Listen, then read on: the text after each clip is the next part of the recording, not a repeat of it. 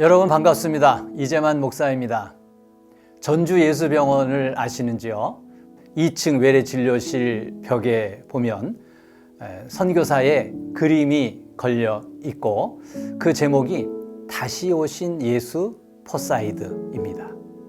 병든 자, 불황아, 고아, 한센병 환자를 예수님의 사랑으로 돌본 포사이드 선교사를 기념하여 만든 작품입니다. 오늘은 이 포사이드 선교사의 이야기를 함께 나누고자 합니다. 전주예수병원을 처음 설립한 마티 잉골드 선교사가 1904년에 안식년을 맞이했어요.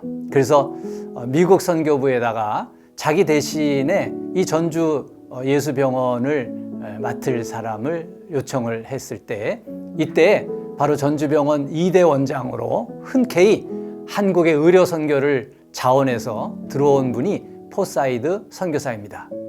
그 포사이드 선교사가 31살 때에 전주예수병원의 2대 원장으로 우리 한국에 도착을 했는데 1905년 한 해 동안에 이 포사이드 선교사가 진료한 환자 수가 무려 6,000명이 넘었다고 합니다. 이처럼 포사이드 선교사는 전주예수병원에서 의료 선교를 펼치면서 전라북도 전 지역을 순회하면서 전도에 힘을 쓰느라 쉬는 법이 없었다고 합니다. 틈만 나면은 전주 남문 시장터로 쪽복음서를 들고 나가서 전도를 했고요.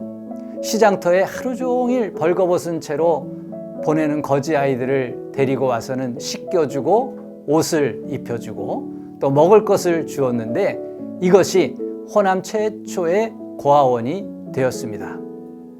이 포사이드가 우리 한국 선교로 들어온 지 4개월쯤 지났을 때의 이야기입니다. 전주에 테이트 선교사가 있었습니다. 양반을 전도하기 위해서 당시 익산에 살던 이경호라고 하는 진사 집을 찾아갔습니다. 이 이경호는 전주 이씨 양반집의 기둥이었는데 그 이경호를 전도하러 간 테이트 선교사는 호감을 표시하기 위해서 이경호의 귓볼을 만지면서 잘생겼다고 인사를 했는데 양반 이경호가 보니까 너무 버릇이 없어 보이는 거예요. 그래서 하인들을 시켜서 이 테이트 선교사를 몰매를 주어서 폭행을 하였습니다.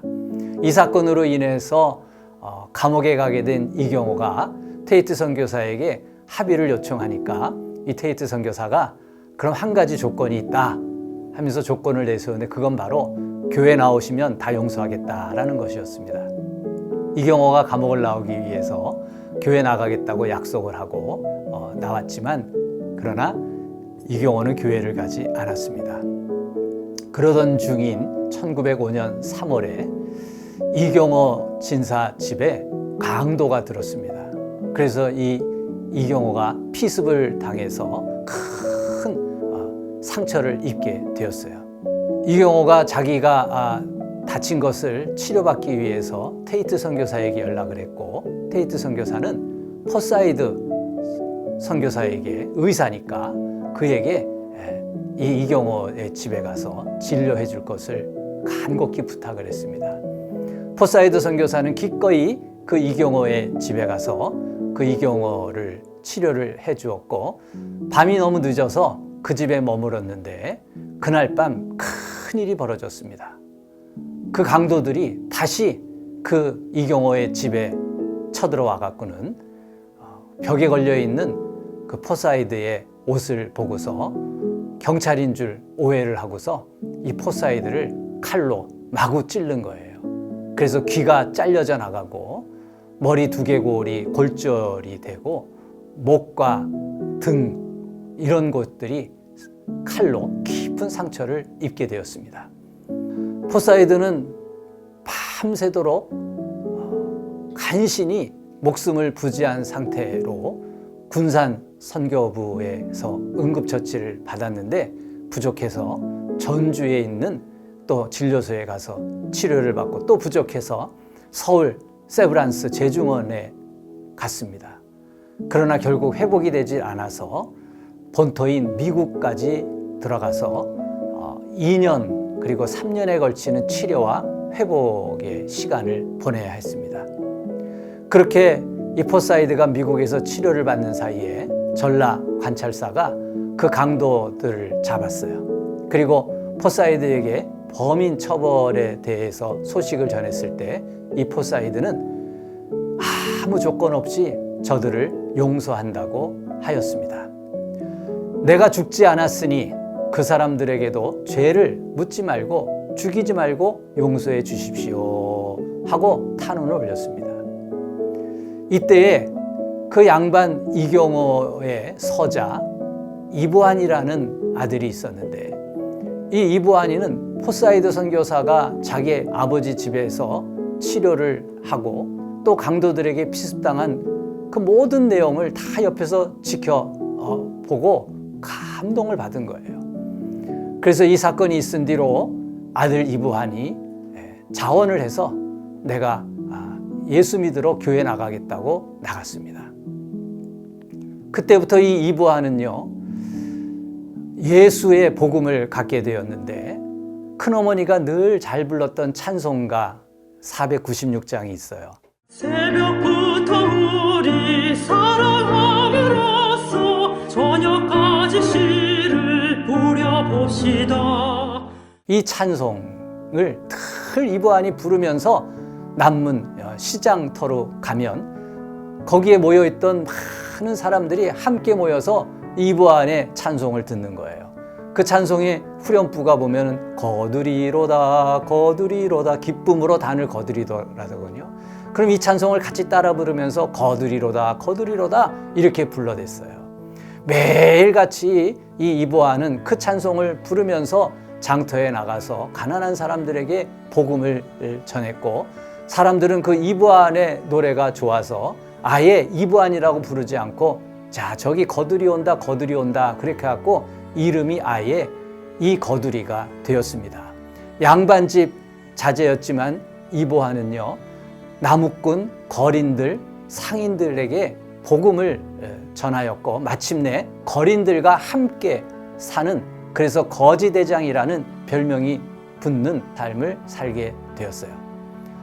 이 이보한은 자기가 아는 양반집에 갔다가 그 집의 벽에 걸린 옷을 보면 내가 한번 입어봐도 되겠나 하고 옷을 입고는 자네에게는 이 옷 말고도 좋은 옷이 많으니 이 옷은 내가 입고 가겠네 하고 그 양반의 옷을 그냥 입고 나온 거예요.